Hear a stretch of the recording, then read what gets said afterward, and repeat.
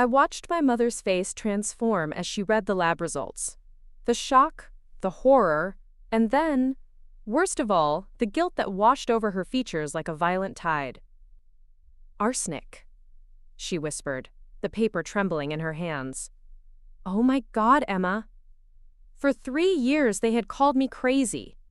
For 3 years, I had been the family embarrassment. The hypochondriac, the attention seeker, the drama queen. Now, in black and white, was the proof that slowly, methodically, someone had been poisoning me. Before we jump back in, tell us where you're tuning in from, and if this story touches you, make sure you're subscribed, because tomorrow, I've saved something extra special for you. My name is Emma Calloway. I'm 29 years old, and this is the story of how I survived a betrayal so intimate, so calculated, that it nearly cost me my life, and how vindication sometimes comes at a price too heavy to bear. The headaches began shortly after I moved back to my hometown of Lakeview. Dull at first, easy to dismiss with an aspirin and a glass of water. I had just landed my dream job as lead curator at the Lakeview Historical Museum after 5 years of building my career in Chicago. Coming home felt right, a chance to reconnect with family, to settle into the community that had shaped me, to maybe even put down roots of my own. My mother had insisted I stay at the family home until I found my own place. "No sense rushing into a mortgage when you've got a perfectly good bedroom here," she'd said, hugging me tightly. My stepfather Richard nodded in solemn agreement, though his eyes never quite met mine. Even at 29, part of me loved the idea of home-cooked meals and familiar surroundings while I adjusted to my new position. My younger sister Vanessa still lived at home too, commuting to her nursing classes at the community college. We had always been close growing up, despite the 4-year age gap between us. When I left for college, she'd written me letters every week, filling them with local gossip and her teenage dreams. Now at 25, she seemed both excited and slightly resentful of my return, the prodigal daughter coming home to inevitable comparisons. "It's just temporary," I assured her, unpacking my suitcase in my childhood bedroom. The walls still held the faded outlines where my art posters had once hung. 3 months tops, then I'll be out of your hair." Vanessa twirled a strand of her caramel-colored hair, so similar to mine, and shrugged. "It's fine. Mom's thrilled. She's been planning your welcome home dinner all week." She paused at the doorway. Richard even took time off from the firm to be here. That had surprised me. My stepfather, a senior partner at Lakeview's only prestigious law firm, rarely adjusted his schedule for family matters. He had married my mother when I was 12, after my father died in a construction accident. Richard had always been fair, if distant, providing stability but never quite warmth. Vanessa, only 8 when he entered our lives, had adapted more easily to his presence. The welcome dinner that night was elaborate. My mother's famous pot roast, fresh rolls, a salad with vegetables from her garden, and chocolate mousse for dessert. Richard opened an expensive bottle of wine, pouring generously for everyone except Vanessa, who was taking medication for anxiety that didn't mix well with alcohol. To Emma, Richard raised his glass, his voice carrying the practiced resonance of a man who made his living persuading juries. "May your homecoming be everything you hoped for." We clinked glasses. The wine tasted bitter to me, but I smiled and drank it anyway, not wanting to dampen the celebratory mood. By the time we finished dessert, the dull ache behind my eyes had intensified, but I blamed it on the stress of the move and the emotional weight of returning home. The next morning, I woke to stabbing pain in my temples and a wave of nausea that sent me rushing to the bathroom. I barely made it to the toilet before emptying the contents of my stomach. Afterward, shaky and pale, I stared at my reflection in the mirror, the dark circles under my eyes, the slight yellowish tint to my skin that hadn't been there before. "First day jitters," my mother said when I came downstairs, moving slowly. She pushed a cup of ginger tea toward me. "You always did get physical symptoms when you were nervous. Remember before your high school debate competitions?" I nodded, though this felt different. Heavier somehow. More insistent. Still, I sipped the tea, took 2 ibuprofen, and headed to the museum for my first day, determined not to let anything derail this opportunity I'd worked so hard for. The Lakeview Historical Museum was housed in a converted Victorian mansion at the edge of town, its rooms filled with artifacts dating back to the town's founding in 1853. My office overlooked the garden, where original roses still bloomed each summer from bushes planted by the home's first owner. I spent that first day in meetings with the board, reviewing upcoming exhibits and getting to know the small staff that would now be under my direction. Despite the persistent headache, I felt a surge of pride. This was everything I had worked toward. That night, I declined dinner, opting instead to take a long shower and go to bed early. The headache had developed a rhythmic pulse, like a second heartbeat inside my skull. I drifted into an uneasy sleep, dreaming of dark water and hands pulling me under. I woke at 3 a.m., drenched in sweat, my stomach cramping viciously. Barely making it to the bathroom again, I vomited until there was nothing left but bitter bile. My hands trembled as I wiped my mouth. Through the fog of pain, a thought surfaced: food poisoning? Maybe something from the welcome dinner had been undercooked or spoiled. The pattern continued for days, then weeks. Mornings of nausea and vomiting. Afternoons of pushing through fatigue and brain fog to function at work. Evenings of picking at dinner, unable to stomach more than a few bites before excusing myself. My mother's concern grew, but so did a strange undercurrent of skepticism in her voice. "Maybe it's just stress," she suggested one evening, after I'd left the dinner table early again. "Moving back home, the new job responsibility. It's a lot of pressure. Your body might be telling you to slow down." "I've handled pressure before," I said, leaning against the kitchen counter for support as the room tilted slightly. "This feels different." Vanessa, who had been unusually quiet lately, spoke up from where she was loading the dishwasher. "Different? How?" I struggled to articulate it. Like something's wrong inside me. Beyond normal stress. Richard cleared his throat from the dining room. "Perhaps you should see Dr. Matthews. Get checked out. Put your mind at ease." Dr. Matthews had been our family physician since I was a child. The appointment was made for the following week, and I felt a rush of relief that finally someone might have answers. Preparing and narrating this story took us a lot of time, so if you are enjoying it, subscribe to our channel. It means a lot to us. Now back to the story. The doctor's office was exactly as I remembered it.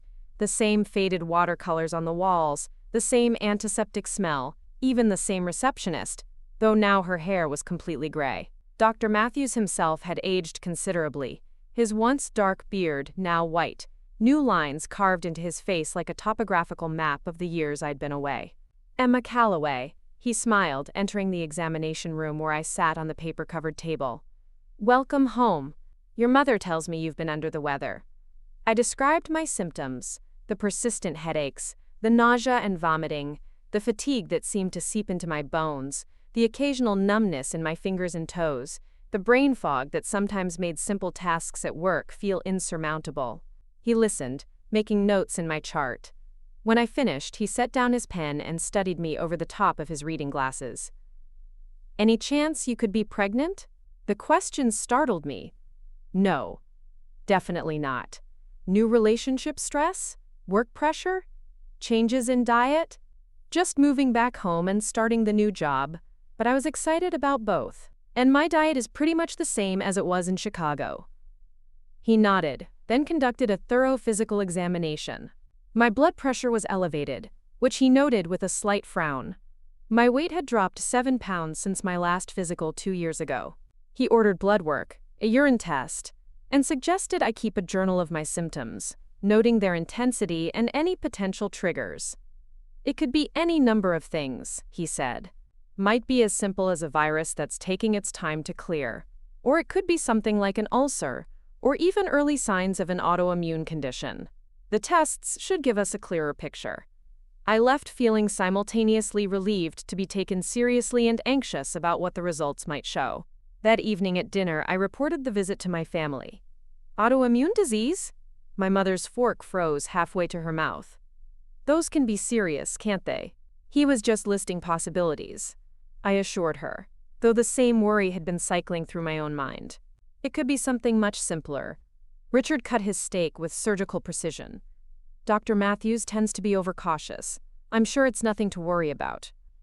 Vanessa said nothing, her focus entirely on her plate. She had been increasingly withdrawn lately, spending more time in her room studying or out with friends from her nursing program. When she was home, I often caught her watching me with an expression I couldn't quite decipher, something between concern and calculation.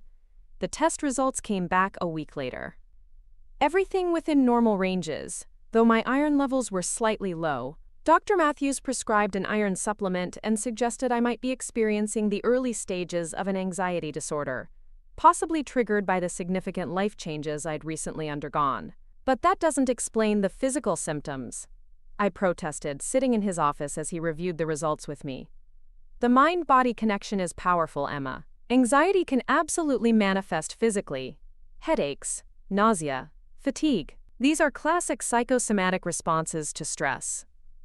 I left with a prescription for a mild anti-anxiety medication and a referral to a therapist. The diagnosis felt wrong, hollow somehow, but I filled the prescription anyway, desperate for relief from the symptoms that were increasingly interfering with my ability to function. The medication seemed to help at first. The edge was taken off the headaches, and I managed to make it through several days without vomiting. But new symptoms emerged: a strange metallic taste in my mouth, hair that came out in clumps when I brushed it, and most alarming, occasional episodes of confusion where I'd find myself staring at familiar objects, unable to remember what they were called. At a family dinner 3 weeks after starting the medication, I stood to help clear the table and suddenly couldn't feel my legs. The room tilted, plates crashed to the floor, and darkness swallowed me whole. I woke in the hospital, the steady beep of monitors creating a technological lullaby around me. My mother sat beside the bed, her face drawn with worry. When she saw my eyes open, she reached for my hand.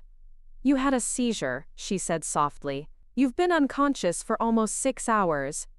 The neurologist who examined me ordered an MRI, an EEG, and more comprehensive blood work. The results showed mild inflammation in my brain but no obvious cause. No tumor, no evidence of infection. My symptoms were documented as neurological in origin, cause undetermined. It was the beginning of what would become a medical odyssey, a carousel of specialists, tests, and inconclusive results. Gastroenterologists for the digestive issues, rheumatologists for the joint pain that had begun to manifest, neurologists for the headaches, confusion, and the seizure that thankfully hadn't repeated. Each doctor more puzzled than the last, each set of test results adding to the mystery rather than solving it.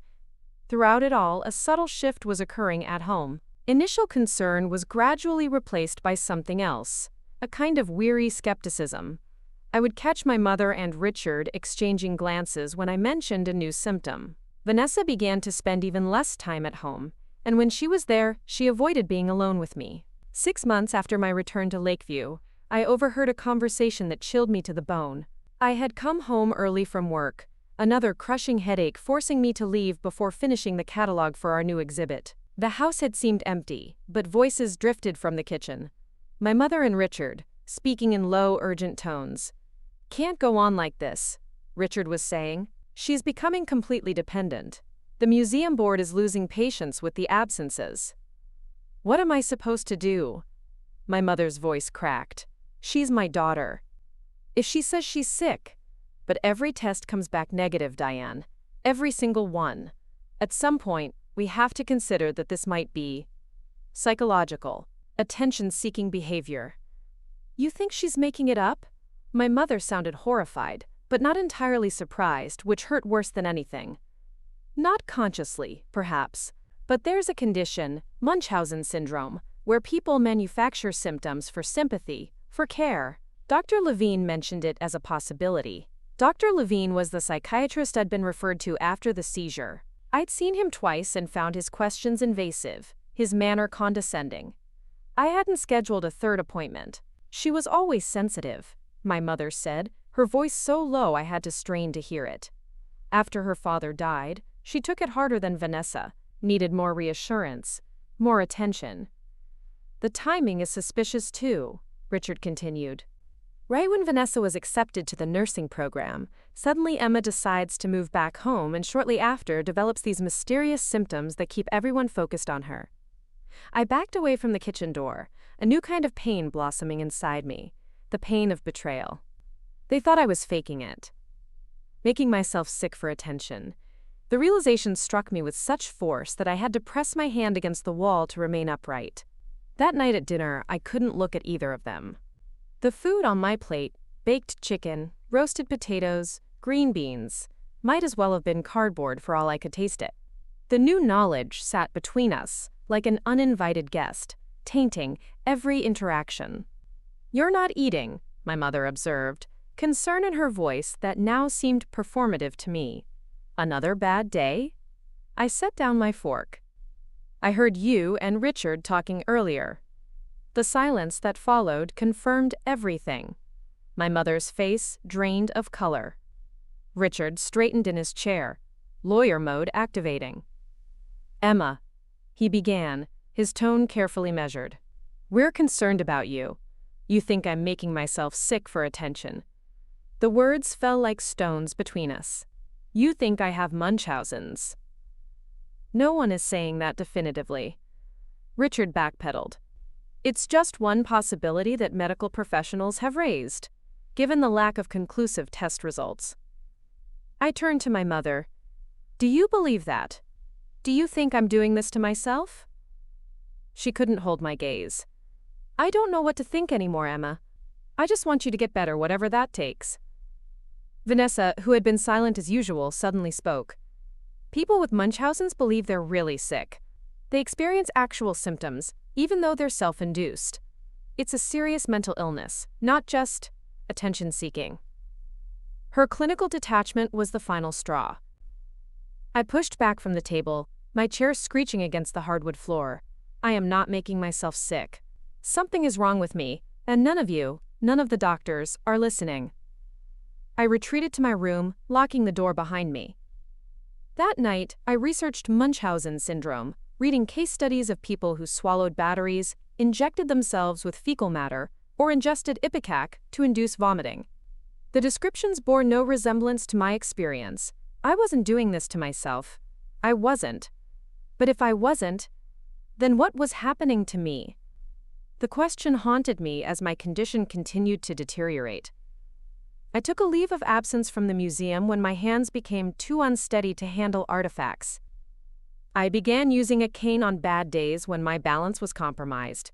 My weight dropped dangerously, my body rejecting most foods. My hair, once thick and shining, became dull and brittle, breaking off in patches that I tried to conceal with scarves and hats.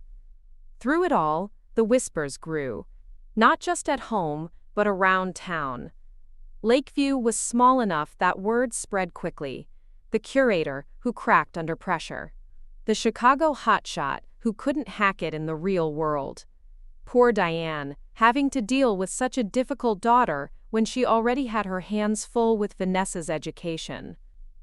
I became a virtual prisoner in my own home, too weak most days to venture out, too ashamed to face the pitying looks and whispered conversations that would follow me when I did. My mother continued to care for me physically, preparing bland foods I might be able to keep down, helping me bathe on days when I could barely stand. But emotionally, a chasm had opened between us. She was going through the motions of caretaking, while secretly believing I was the architect of my own suffering. Richard became increasingly distant, spending more time at the office, scheduling client dinners that kept him away from home most evenings. When he was home, he spoke to me with the careful neutrality of someone handling an unpredictable animal. Vanessa was the greatest mystery. Some days she would sit with me, reading aloud from novels when my vision was too blurry to focus on the words myself. Other days she would avoid me entirely, leaving the house early and returning late, offering no explanation for her absences. When I asked my mother where she was, the answers were vague: study groups, clinical rotations, friend emergencies. One afternoon, alone in the house during a rare moment when I had enough energy to move about, I found myself in Vanessa's room. I hadn't planned to snoop, but a notebook lay open on her desk, my name clearly visible on the page. Unable to resist, I moved closer. It was a journal, but not a personal one. It looked like clinical notes, observations, dates and times meticulously recorded alongside descriptions of my symptoms, medications, and behavioral observations. The handwriting was unmistakably Vanessa's, neat, precise, with small hearts dotting the I's, a habit she'd had since middle school. Patient exhibits increasing paranoia, one entry read. Claims metallic taste, but this could be suggestive of psychiatric origin rather than physiological. Continued weight loss despite caloric intake should be sufficient. Hair loss accelerating. My blood ran cold as I flipped through the pages. Months of observations, starting shortly after my return home. Notes on my medication schedule, food intake, even when I showered or slept. It was the record of someone conducting a study or monitoring the progress of. I couldn't complete the thought. It was too terrible to contemplate. A noise at the front door sent me hurrying back to my room. The journal's contents seared into my memory. That night, I watched Vanessa across the dinner table with new eyes. She served the tea as she often did lately, a special herbal blend she said would help settle my stomach. I lifted the cup to my lips but didn't drink, pretending to sip while watching her over the rim. Was there eagerness in her eyes? Anticipation? After dinner, I emptied the tea into a plastic container I'd hidden in my room and sealed it tightly. The next morning, instead of going to my scheduled appointment with yet another specialist, I took a taxi to the hospital in the neighboring town of Millfield, 30 miles away. There, unknown to anyone who might recognize me, I requested to see a toxicologist. Dr. Sharma listened to my halting, terrified explanation without judgment. When I finished producing the container of tea from my purse with trembling hands, she nodded gravely. "We'll test this immediately," she said, "and I'd like to take samples of your blood, urine, and hair for testing as well. Hair is particularly useful as it can show exposure to certain toxins over time." 3 days later, Dr. Sharma called me on my cell phone, her voice tight with professional restraint. "Ms. Calloway, I need you to come to the hospital right away. I've received your test results and we need to discuss them immediately. Please don't return home first." The urgency in her voice confirmed what some part of me had already suspected but couldn't fully acknowledge. I took another taxi to Millfield, using cash withdrawn in small amounts over the previous months and hidden in a book in my room. In Dr. Sharma's office, surrounded by medical journals and framed degrees, I learned the truth that would shatter what remained of my family forever. The tea contained significant traces of arsenic, she said. The test results spread on the desk between us. Not enough to kill you in a single dose, but consistent with chronic low-level poisoning. Your hair sample shows increasing levels over time, suggesting exposure has been ongoing for months. Your symptoms, the headaches, nausea, fatigue, neurological issues, hair loss, they're all consistent with chronic arsenic poisoning. The room seemed to tilt and spin around me, but for once, it wasn't from illness. It was from the horrifying realization that I hadn't been imagining my symptoms. I wasn't mentally ill. I was being poisoned. Deliberately. Methodically. By someone in my home. Who would? I began but couldn't finish the question. I already knew the answer. The clinical notes. The nursing knowledge.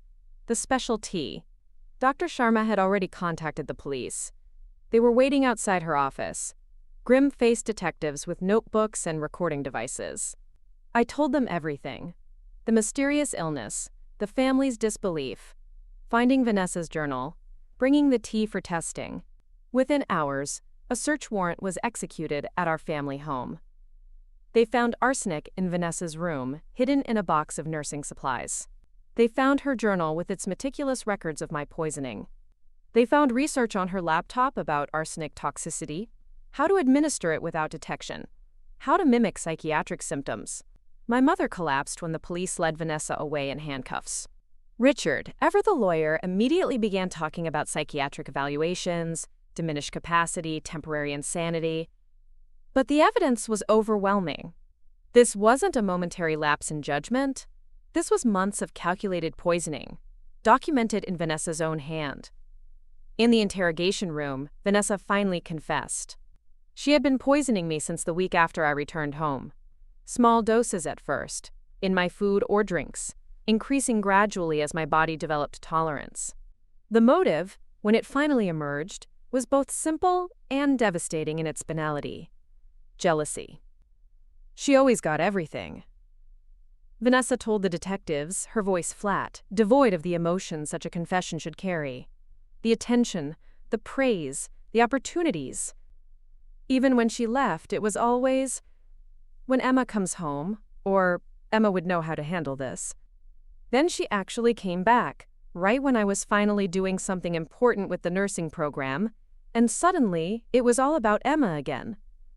The detectives asked if she had intended to kill me. "Not at first," she said. "I just wanted her to go back to Chicago, to realize she didn't belong here anymore." But then, everyone started taking care of her, worrying about her. Mom postponed her art classes to stay home with her. Richard was using his connections to get her appointments with specialists. It was like I became invisible again. The courtroom was silent as the judge delivered the verdict. 15 years. 15 years for the sister who had systematically poisoned me, meticulously documented my suffering, and watched me deteriorate day by day while offering me tea with a smile. I sat in the back row, still using a cane, my body slowly healing but forever changed. My mother sobbed quietly beside me, her hand clutching mine so tightly it hurt. Richard sat on our other side, his face a mask of professional detachment that couldn't quite hide the shock beneath. As the bailiffs led Vanessa away, she turned, her eyes finding mine across the crowded courtroom. There was no remorse there, no sisterly love, no recognition of the bond we had once shared building sandcastles at the lake or whispering secrets under blanket forts.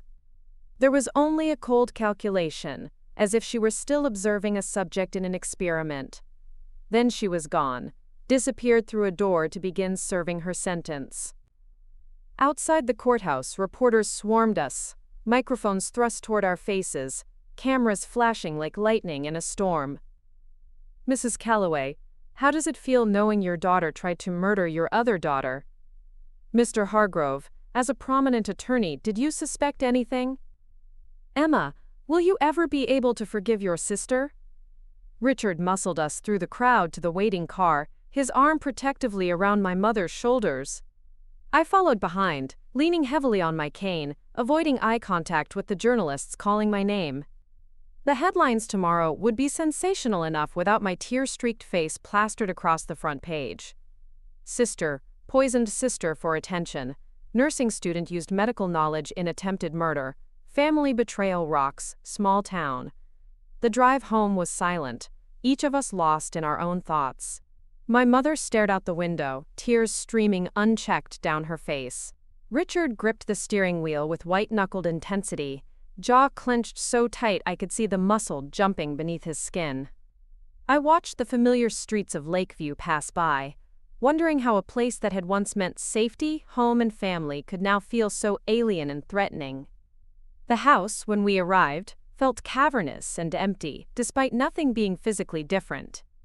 Vanessa's bedroom door remained closed, just as the police had left it after gathering evidence. Yellow crime scene tape still clung to the frame in places, a garish reminder of what had happened within these walls. "I'll make tea," my mother said automatically, then froze, horror washing over her face as she realized what she'd said. "Just water for me," I said gently, trying to ease the moment. She nodded, disappearing into the kitchen. Richard muttered something about checking emails and retreated to his home office. I stood alone in the foyer, listening to the emptiness, feeling the weight of everything that had happened pressing down on me like a physical force. That night, I couldn't sleep. Every creak of the house settling, every distant car passing on the street outside, set my heart racing. I had spent months being told my fears were irrational, my symptoms psychosomatic, my suspicions paranoid.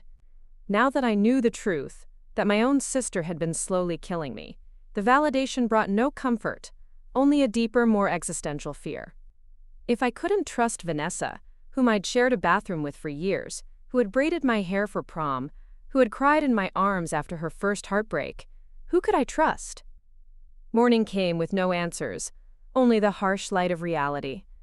My mother moved through the house like a ghost, mechanically preparing breakfast neither of us would eat. Richard had already left for the office, his briefcase and coffee mug conspicuously absent from the counter. Life was supposedly returning to normal, except nothing would ever be normal again. I should have known, my mother said suddenly, breaking the silence. She sat across from me at the kitchen table, coffee cooling untouched before her. A mother should know when one child is hurting another. She hid it from everyone, I said, not sure if I was trying to comfort her or myself. The doctors, Richard, even her professors at school didn't suspect anything. But I'm her mother. Her voice cracked. I'm your mother. I was supposed to protect you both, and instead... She couldn't finish the sentence, breaking down into fresh tears. I reached across the table for her hand, ignoring the tremor in my own. Mom, you can't blame yourself for what Vanessa did. I didn't believe you, she whispered, the confession wrenched from somewhere deep and painful. When you kept getting sicker, when the tests showed nothing, I started to think Richard was right, that it was psychological. I thought maybe you needed attention so badly that you were making yourself sick. She looked up at me, eyes swimming with tears and guilt. My own daughter was dying in front of me, and I thought she was faking it. What kind of mother does that make me? There was no answer I could give that would absolve her, no comfort that wouldn't ring hollow in the face of such a fundamental betrayal. So I simply held her hand while she cried, my own tears falling silently, mourning not just what had happened but what could never be recovered. The unconditional trust between mother and child, the belief that family would always be a safe harbor. In the weeks that followed, we existed in a strange limbo. My physical health improved gradually as the arsenic cleared from my system. The headaches became less frequent, the nausea subsided, and I began to regain some of the weight I had lost. My hair would take longer to recover, but Dr. Sharma assured me that, in time, new growth would replace what had been damaged. My emotional recovery proved more complicated. I jumped at unexpected sounds, checked and rechecked my food before eating, and had nightmares where Vanessa stood over my bed with a cup of poisoned tea, watching me with clinical detachment as I convulsed and died. I saw a trauma therapist 3 times a week, slowly processing the layers of betrayal, not just Vanessa's deliberate poisoning, but my family's disbelief, the community's whispers, the medical system's failure to identify what was happening to me. My mother threw herself into researching arsenic poisoning, as if understanding the scientific details could somehow help her make sense of the incomprehensible, that one daughter had tried to kill the other under her own roof. Richard buried himself in work, staying at the office until late every night, avoiding the fractured home life he didn't know how to navigate. 6 weeks after the verdict, I made a decision. I couldn't stay in Lakeview, in that house, in this limbo of half-healing. I needed a clean break, a fresh start somewhere untainted by betrayal. I had enough savings to tide me over until I found new work, and my leave from the museum had officially become a resignation. I told my mother over dinner one night, when Richard was, as usual, working late. I'm moving to Portland, I said, watching her face carefully for her reaction. I have a friend from graduate school there who's offered me her spare room until I get settled. She set down her fork, her food barely touched, as had become her new normal. Portland, she repeated as if testing the word. That's very far away. That's part of the point, I said gently. I need distance, Mom. From this house, from this town, from everything that happened here. From me, she added. Not a question, but a statement of fact. I didn't deny it. We both need time to heal, I said instead. And I don't think either of us can do that properly with daily reminders of what happened. She nodded slowly, resignation in every line of her body. When will you go? Next week. Jennifer, my friend, has helped me find a therapist there who specializes in trauma and family betrayal. And there are several museums that might have positions available. Does Richard know? Not yet. I wanted to tell you first. She reached for my hand across the table, an echo of that first morning after the verdict when we'd sat in this same kitchen, equally lost but in a different way. "I'll miss you so much, Emma, but I understand why you need to go." She squeezed my fingers. "Just promise me something." "What?" "Don't shut me out completely. I know I failed you in the worst possible way, but you're still my daughter. My only daughter now, really." Quote, the implication hung in the air between us that Vanessa, for all intents and purposes, was gone from our lives as completely as if she had died. "I promise," I said, meaning it despite everything. "We'll talk regularly. We'll visit. We'll find a way forward. It just can't be here." Richard took the news with a stoic nod when I told him later that evening, catching him as he came home well after dinner. "Portland is a good city," he said, setting down his briefcase. "Progressive, good culture, decent job market. You'll do well there. Always practical, always controlled." These were the qualities that had once made him seem like a steady presence in our lives after my father's death. Now they just made him seem distant, unreachable. "Thank you for understanding," I said, turning to go back upstairs. "Emma," he called after me, unusual uncertainty in his voice. I paused, looking back at him. "I'm sorry. For not believing you. For suggesting what I suggested about your condition." It was the first direct apology he'd offered since everything had come to light. "Thank you," I said again, not quite ready to say I forgave him, but acknowledging the effort it had taken him to admit his mistake. He nodded once, a man unused to emotional discussions finding himself adrift in a sea of them. "If you need anything, references, contacts in Portland, financial assistance, please let me know." "I will," I promised, though we both knew I wouldn't. Whatever our relationship had been before, it was now irrevocably altered, the trust broken in ways that practical support couldn't repair. The day I left Lakeview dawned clear and crisp, fall painting the trees along our street in fiery oranges and reds. My few remaining possessions, most had been put in storage when I first moved back home, thankfully untouched by the events that followed, were packed in the trunk of my car. My mother stood on the porch, a small figure against the large house that had once held our whole family. "Call me when you arrive," she said, hugging me tightly. "And every day after that until I stop panicking that something has happened to you." I laughed, despite the tears threatening to spill. "I will. And you call me if you need to talk." We both knew she would, especially after her first visit to Vanessa in prison, scheduled for the following month. Richard shook my hand formally, then surprised me by pulling me into an awkward hug. "Drive safely," he said gruffly. "Weather forecast is clear all the way to Portland, but mountain passes can be unpredictable this time of year." "I'll be careful," I promised, touched by the concern beneath his practical advice. As I drove away from Lakeview, watching the town recede in my rearview mirror, I felt a strange mixture of grief and liberation.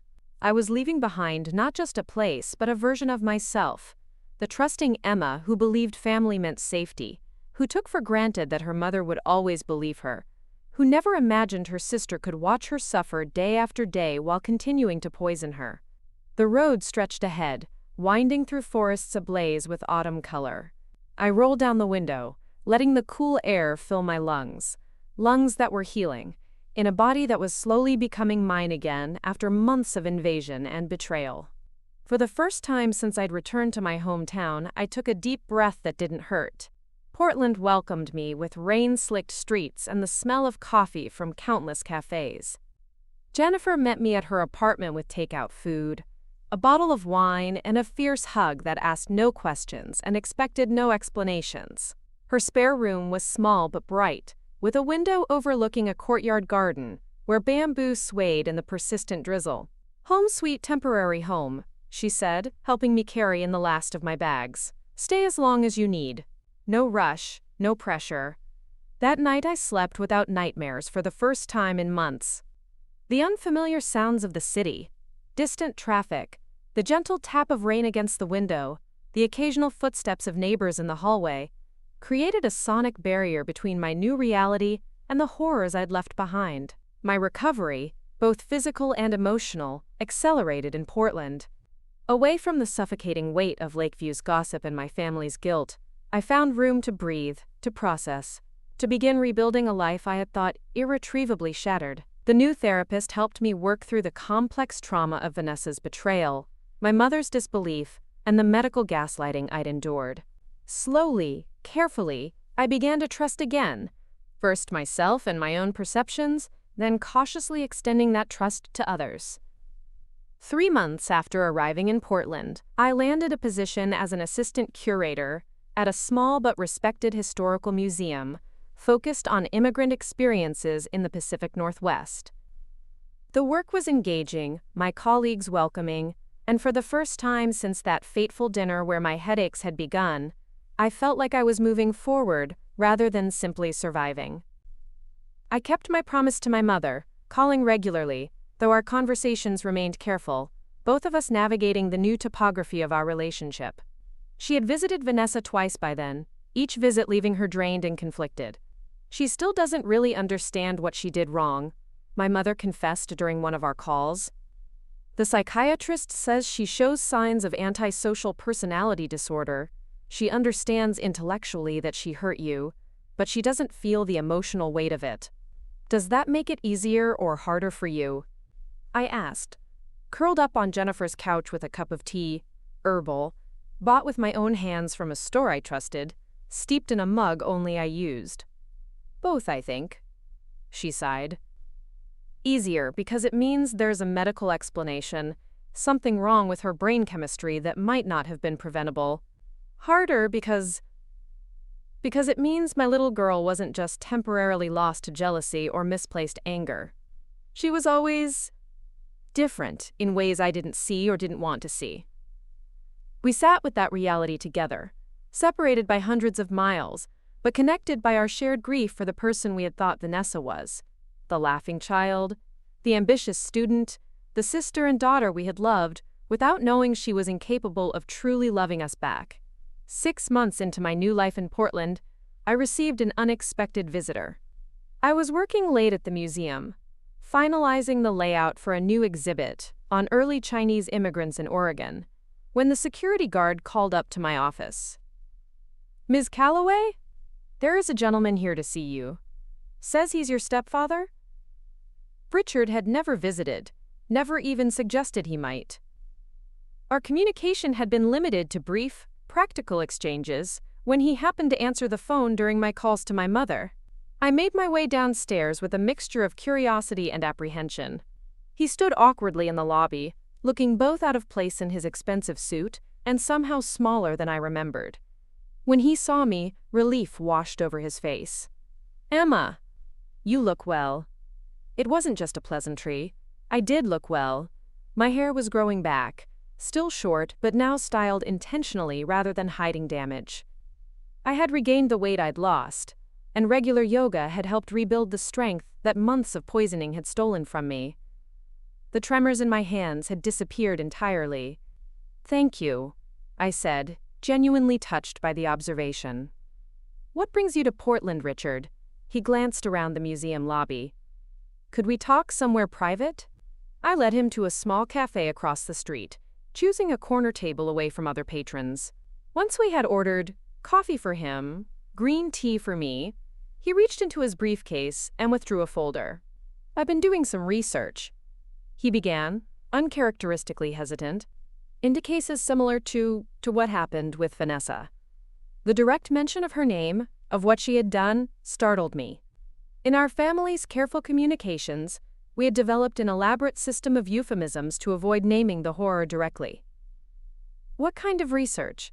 I asked, wariness creeping back in despite my best efforts. "Medical, psychological, legal." He opened the folder, revealing printed articles, highlighted passages and handwritten notes in his precise script. "There's a pattern in many of these cases. Warning signs that were missed, behaviors that should have raised red flags." I stared at him, understanding dawning slowly.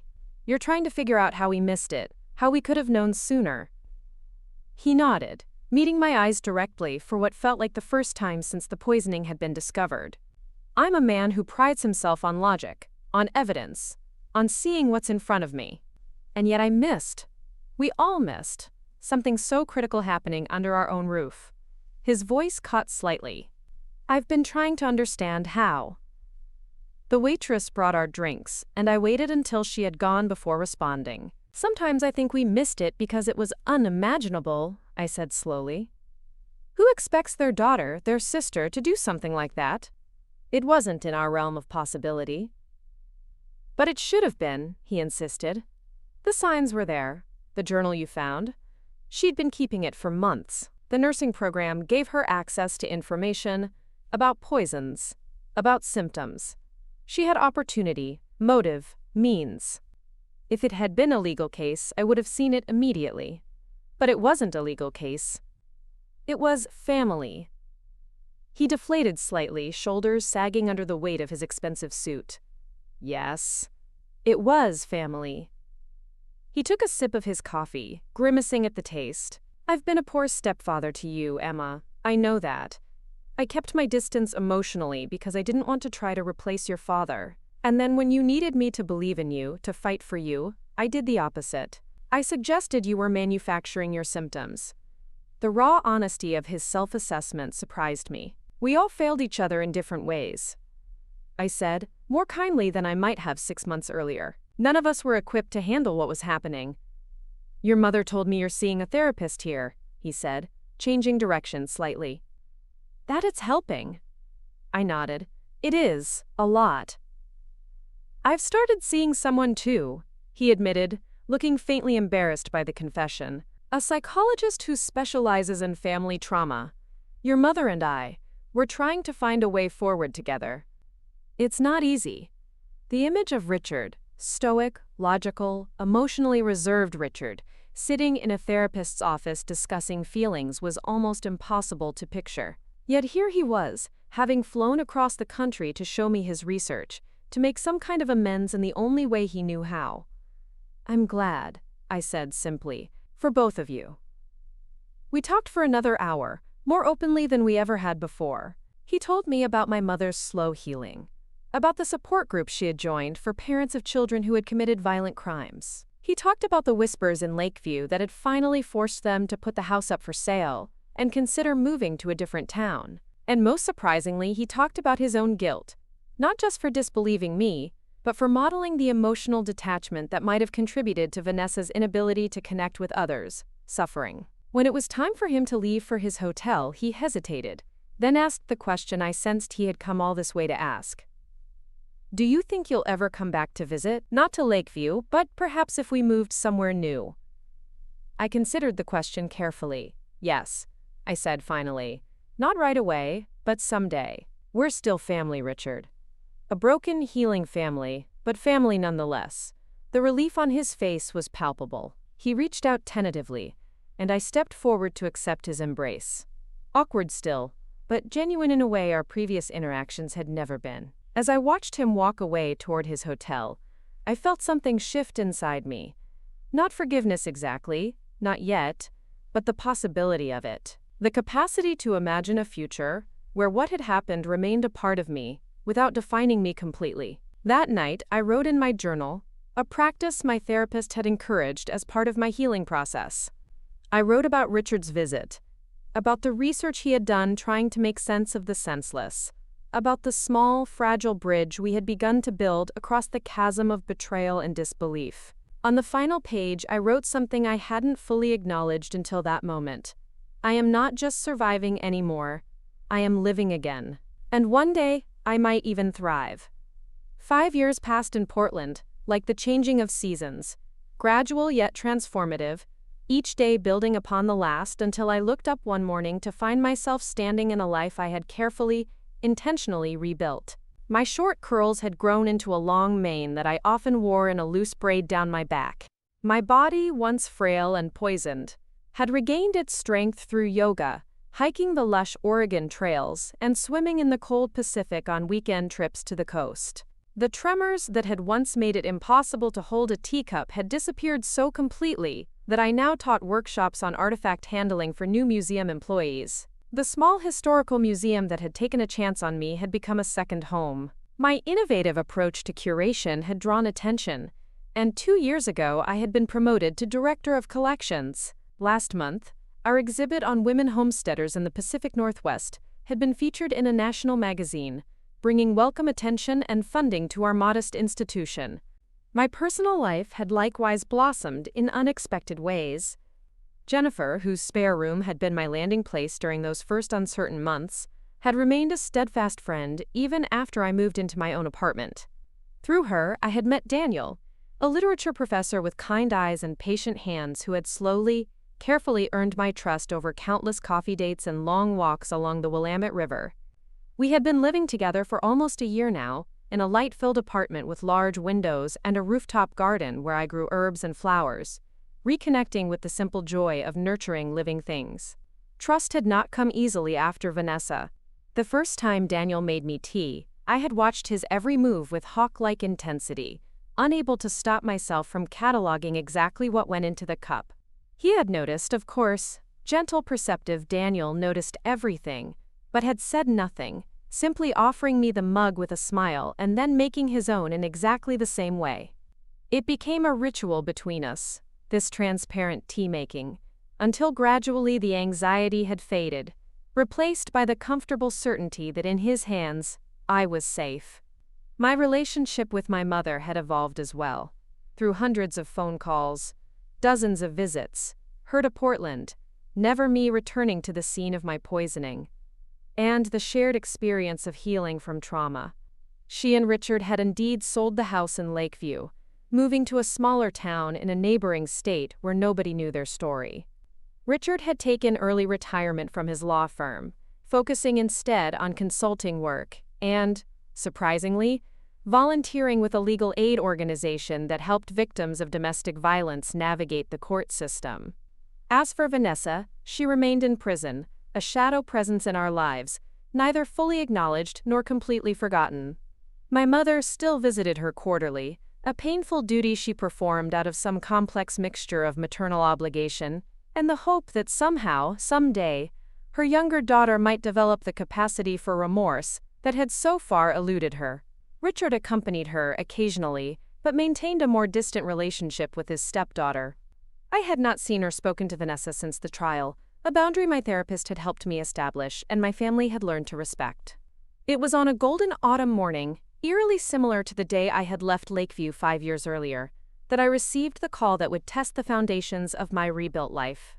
I was at work, reviewing acquisition proposals for the coming fiscal year, when my assistant knocked softly on my office door. "Emma? Your mother's on line 1. She says it's urgent." My heart stuttered in my chest, the old fear resurfacing instantly.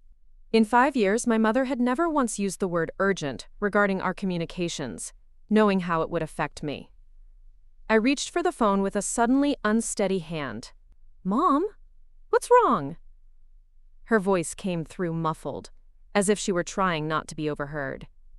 "Emma, I'm sorry to call you at work like this. I don't quite know how to tell you this." "Just say it, Mom." I gripped the edge of my desk, anchoring myself against whatever blow was coming. Vanessa is being considered for early release.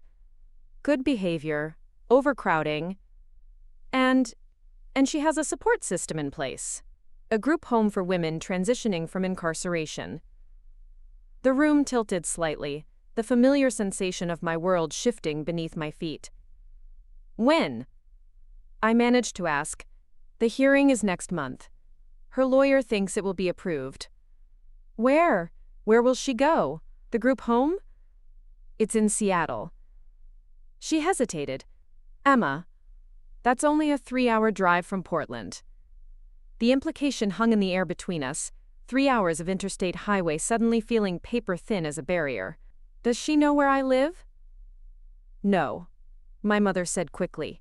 "We've never discussed your location specifically. But Portland isn't exactly hidden, and with the internet." I closed my eyes, forcing myself to take slow, deep breaths the way my therapist had taught me. "Okay, thank you for telling me. I need some time to process this." "Of course. I thought you should hear it from me rather than finding out some other way." The local paper back in Lakeview is running a story. People still remember, still talk. After hanging up, I sat motionless at my desk, staring unseeingly at the acquisition proposals scattered before me. 5 years of healing, of rebuilding, of learning to trust again, and now Vanessa would be free, just a few hours away. The thought made my skin crawl, my body remembering the poison even as my mind struggled to process this new reality. I called Daniel, the words tumbling out in a rush of fear and disbelief. He listened without interrupting, then said simply, "I'll be at the museum in 20 minutes. We'll figure this out together."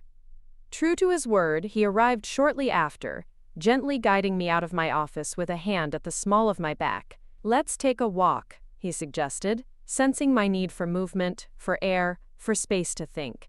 We ended up in the Japanese garden, walking silently through the meticulously maintained paths until we found a secluded bench overlooking a small pond.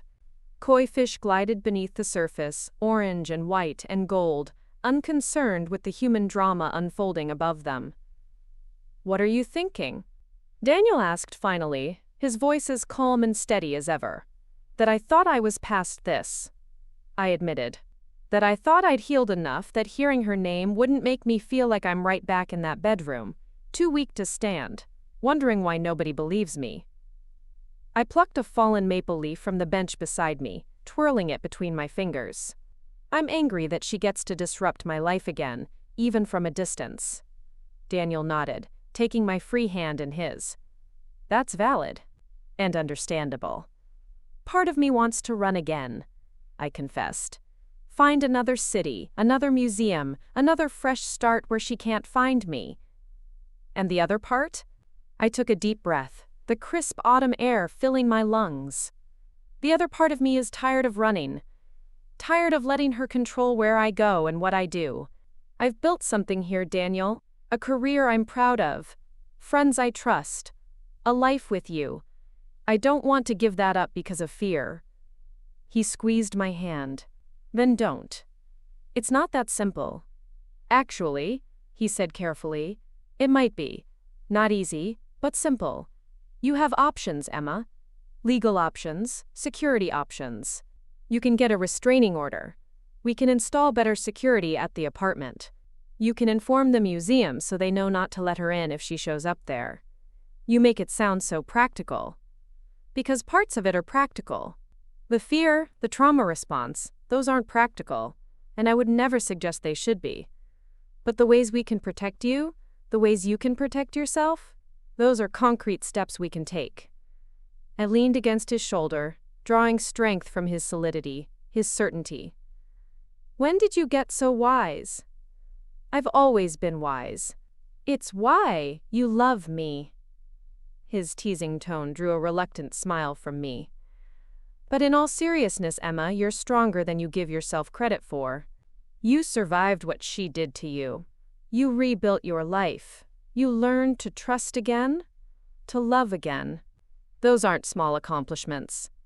We sat in silence for a while longer, watching the koi fish, listening to the gentle sound of water trickling over stones. Finally, I straightened, decision made. "I'm not running," I said. "This is my home now. She doesn't get to take that from me, too." The weeks leading up to Vanessa's parole hearing were a strange limbo of anticipation and preparation. True to his word, Daniel helped me research my legal options, eventually connecting me with a lawyer specializing in restraining orders. I informed my supervisor at the museum, who immediately authorized additional security measures and made sure all front desk staff had a photo of Vanessa with strict instructions not to allow her entry. My therapist and I had extra sessions, working through the complex emotions Vanessa's potential release had triggered. Fear, certainly, but also a surprising anger that felt newer, sharper than before. Not the helpless rage of the victim, but the righteous indignation of the survivor who refuses to be victimized again. This anger is actually a healthy sign, Dr. Martinez told me during one session. It means you're no longer seeing yourself primarily as her target. You're recognizing your own agency, your right to safety and peace. The day of the hearing arrived with a strange anticlimactic quality. I was 300 miles away, continuing with my normal workday while a board of strangers decided whether the woman who had methodically poisoned me would go free. My mother had offered to attend and keep me updated, but I had declined. Whatever happened, I would deal with the outcome on my terms. Not sitting by the phone waiting for news like I was back in that house, powerless and afraid.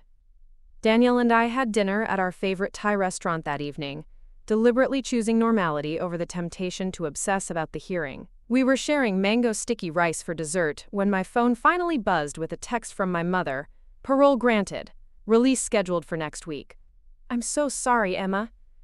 I set the phone down carefully on the table, the sweet dessert turning to ash in my mouth. She's getting out, I told Daniel, my voice steadier than I felt. He reached across the table, covering my hand with his.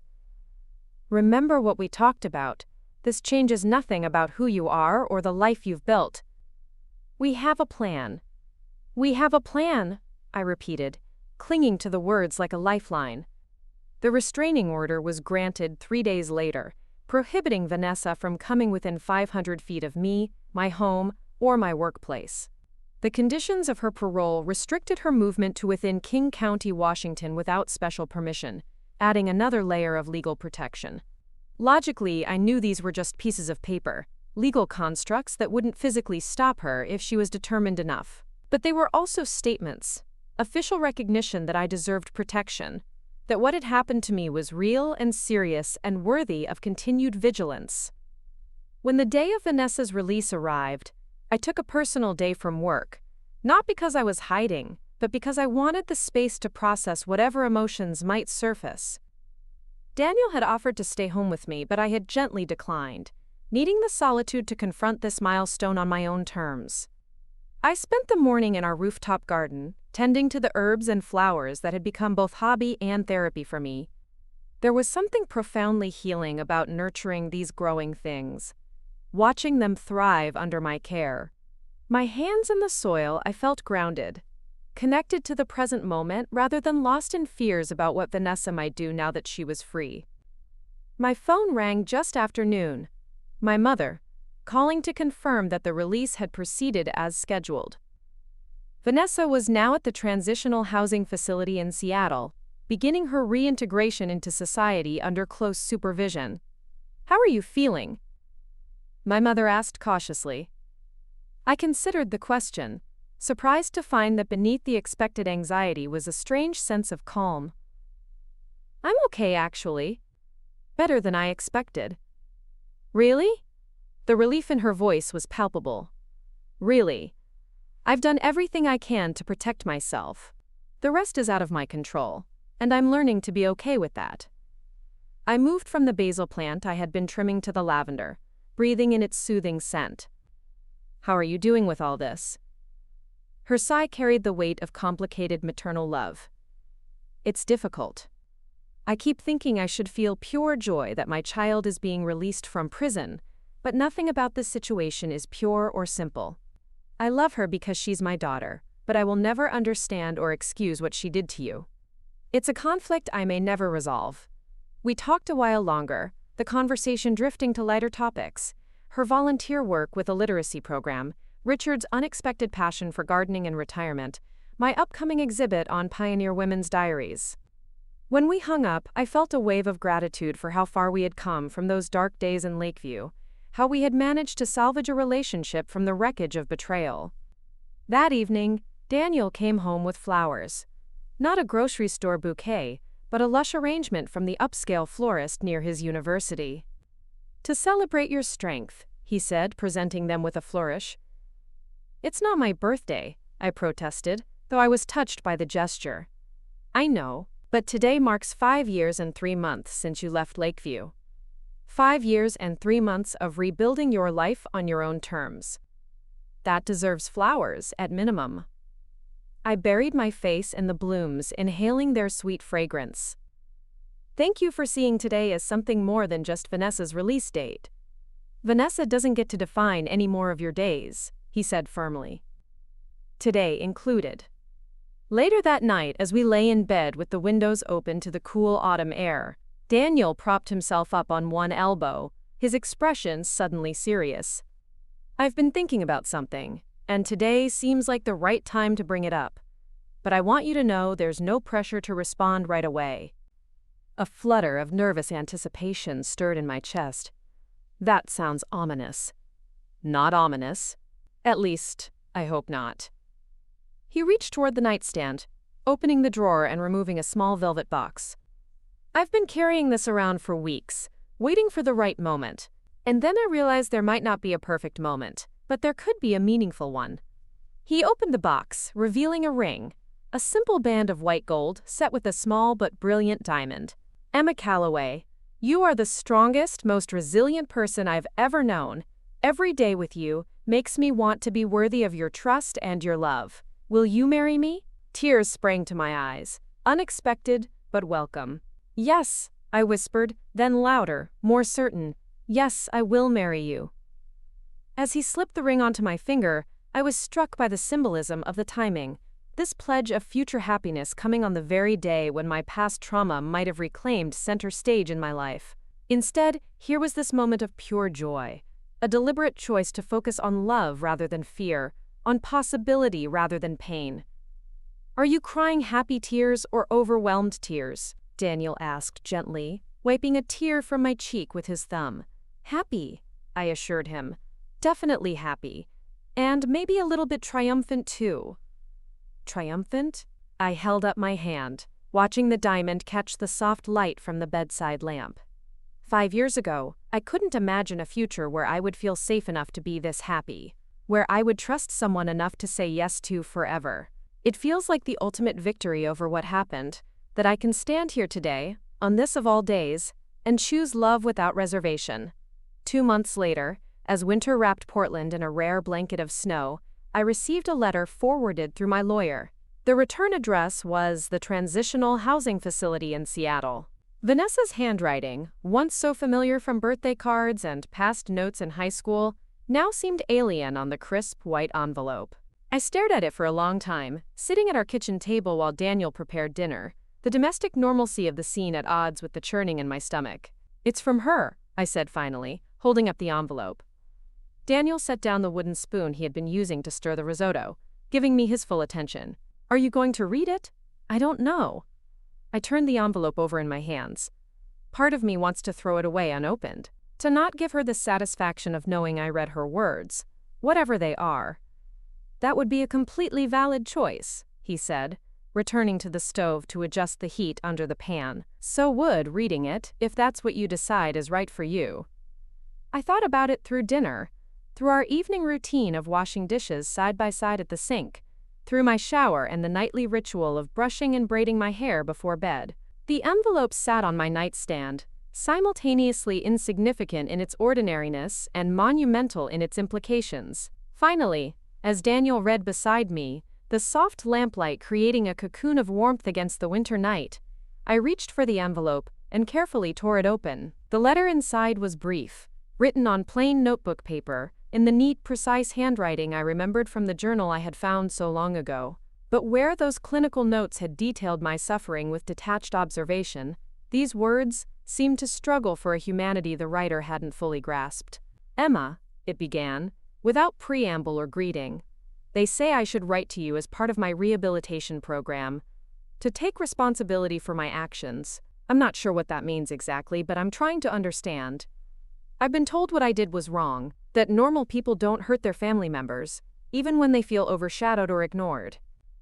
I'm working with doctors here who say I have something called antisocial personality disorder. They say it's why I don't feel things the way other people do, why I didn't stop when I saw you getting sicker. I don't expect you to forgive me. The therapist says I shouldn't ask for that. But I want you to know I won't try to contact you again after this letter. Part of taking responsibility is respecting the boundaries you've set. Vanessa. No apology. No explicit acknowledgement of the harm she had caused. Just this clinical, almost alien attempt to mimic the language of remorse without the emotional capacity to truly feel it. It was exactly what my mother had described from her prison visits. Vanessa going through the motions of rehabilitation without the underlying empathy necessary for genuine change. I folded the letter carefully and returned it to the envelope. She's still the same, I told Daniel, who had set his book aside, watching me with concern. Still observing human emotions from the outside, trying to replicate them without really understanding. Are you okay? He asked simply. I considered the question, taking inventory of my feelings. There was disappointment. Certainly, some small, irrational part of me had hoped for a miracle, for a sister who had somehow developed the capacity for true remorse during her years in prison. But beneath that disappointment was something unexpected. Peace. Yes, I said, realizing it was true. I am okay. Better than okay, actually. Reading this, it's like the final piece of a puzzle falling into place. I've spent so much time wondering if there was something I could have done differently, some way I could have prevented what happened. But this letter confirms what I think I've always known deep down, that what Vanessa did wasn't about me at all. It was about something broken inside her, something that was broken long before I came back to Lakeview. Daniel took the envelope from my hands, setting it on the nightstand. That's a profound realization. It feels like freedom, I said slowly, testing the word, finding it fit. Not from her. I think I found that freedom the day I drove away from Lakeview. But freedom from the last lingering doubt that somehow I deserved what happened or could have stopped it. I leaned over and kissed him softly. Thank you for being here with me for this. Always, he promised, the word an echo of the vows we would exchange in the spring, surrounded by the people who had helped me rebuild my life and the flowers I had planted with my own healing hands. The following morning, I went to work with a lightness I hadn't felt in years. The museum was preparing for a new exhibit on survival stories, the journals, letters, and artifacts of those who had endured extreme hardship and emerged forever changed but unbroken. As I arranged the display case for a pioneer woman's diary, recovered from the ashes of her burned homestead, I felt a kinship with these resilient spirits across time. That evening I called my mother. I got a letter from Vanessa, I told her without preamble. Her sharp intake of breath was audible across the miles. What did it say? Nothing surprising. No real remorse, just an acknowledgement that she's supposed to take responsibility. Are you all right? I am, I said, the certainty in my voice surprising even me. Better than all right. I'm getting married in the spring, Mom. To Daniel. I want you and Richard to be there. Her joyful tears were a balm to the last lingering wounds between us. Mother and daughter, both victims in different ways of the same betrayal. Both finding our way back to each other and to ourselves through the wreckage. Spring came to Portland in a riot of cherry blossoms and daffodils, the city emerging from winter's grasp with the same determined optimism I had found within myself. Our wedding was small and perfect, a ceremony in the Japanese garden where Daniel and I had sat months earlier discussing my strength, a celebration of not just our love but the community that had helped forge it. My mother and Richard came a week early, helping with final preparations and getting to know Daniel's family. Watching my mother laugh with his over coffee, seeing Richard and Daniel's father discover a shared passion for jazz, I marveled at how family could be rebuilt, redefined, expanded beyond the boundaries of blood, to encompass all those who choose to love and support us. On our wedding day, as I prepared to walk down the aisle on Richard's arm, a role he had accepted with tearful gratitude when I asked, my mother helped me with the final touches on my simple gown. I have something for you, she said, reaching into her purse and withdrawing a small box. Inside was a delicate silver bracelet, antique in design but polished to a bright shine. This was your grandmother's. She always said it should go to you on your wedding day. As she fastened it around my wrist, her fingers lingering on the clasp, she added softly, I know these past years haven't been what any of us imagined, but watching you rebuild your life, seeing the woman you've become, despite everything, I've never been prouder to be your mother. I hugged her tightly, careful not to wrinkle either of our dresses. Thank you for not giving up on us, on our relationship, even when it would have been easier. Family isn't supposed to be easy, she said, echoing words I had heard her say throughout my childhood, though now they carried new weight, new understanding. It's supposed to be worth it. And it was worth it. The long road from betrayal to healing, from poisoned tea to this moment of pure celebration. As I walked toward Daniel, toward our future together, I carried with me not just the scars of what had happened, but the strength those scars represented. I had survived. I had rebuilt. I had reclaimed joy. In the end, that was the most powerful lesson of my journey. That trauma may change us, but it need not define us. That trust, once shattered, can be rebuilt with patient hands and open hearts. That family can be both our deepest wound and our greatest healing, sometimes simultaneously. And that sometimes, the most revolutionary act is simply to thrive in the aftermath of those who tried to destroy us. My name is Emma Calloway. I am 34 years old, and this is the story of how I survived a betrayal so intimate, so calculated, that it nearly cost me my life, and how I built something beautiful from the ashes of that betrayal. Not despite the poison, but because of it. Because surviving taught me my own strength, my own resilience, my own capacity for joy even in the darkest moments. If you are in your own darkness right now, know this: dawn always comes. Not quickly, not easily, but inevitably. And when it does, you may find that you are stronger in the broken places, more compassionate because of your pain, more determined to create beauty because you have witnessed ugliness. You may find, as I did, that survival itself is an act of rebellion against those who would diminish you. And in that rebellion, you may discover not just who you were before the breaking, but who you were always meant to become after it. Up next, you've got 2 more standout stories right on your screen. If this one hit the mark, you won't want to pass these up. Just click and check them out. And don't forget to subscribe and turn on the notification bell so you don't miss any upload from us.